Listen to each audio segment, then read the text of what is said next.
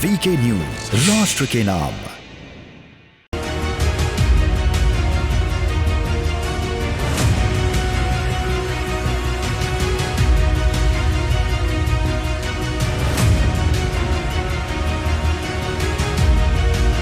दिग्विजय सिंह के बिगड़े बोल।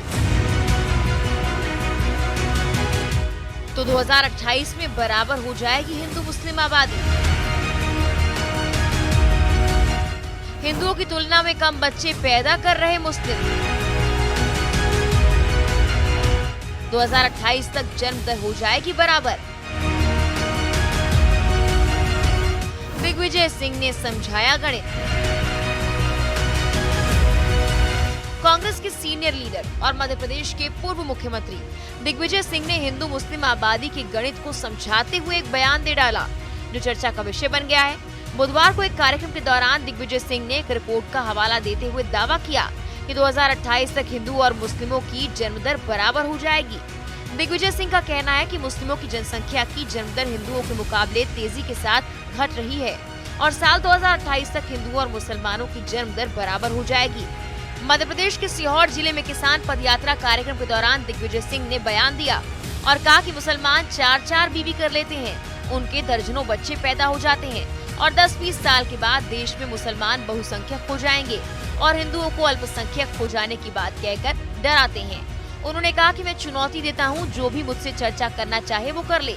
एक रिपोर्ट का हवाला देते हुए उन्होंने कहा कि एक स्टडी से पता लगता है कि देश में हिंदुओं के मुकाबले मुसलमानों की जन्म दर लगातार घट रही है। ओवैसी और भाजपा वाले फैला रहे भ्रम। इसके अलावा उन्होंने कहा कि भाजपा के कई नेता और ओवैसी अपनी वोट की राजनीति के लिए अपने अपने समुदाय की प्रजनन दर का मुद्दा उठाते रहते हैं। 1951 से लेकर आज तक मुसलमानों की जन्म दर जितनी तेजी से घट रही है, उतनी तेजी से हिंदुओं की जन्म दर नहीं घटी है।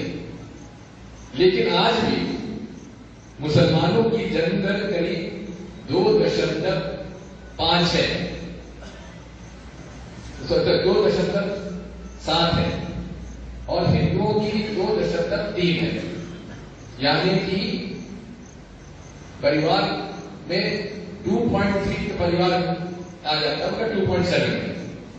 लेकिन जिस प्रकार से जनसंख्या की जन्म दर घट रही है, 2028 तक हिंदुओं की और मुसलमानों की जन्म दर बराबर हो जाएगी 2028 तक, और उस समय पूरे देश में जनसंख्या स्थिर हो जाएगी। जो भी होगा 2028 तक बढ़ोतरी, उसके बाद बढ़ोतरी नहीं हो सकती।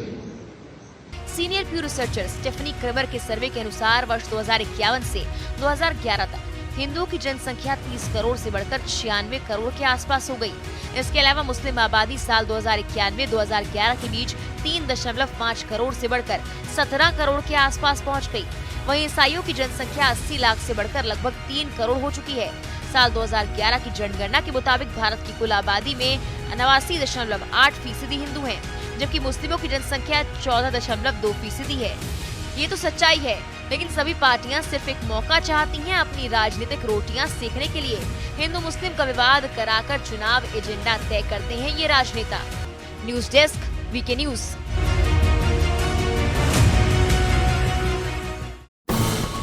ये है ड्रीम मीडिया नेटवर्क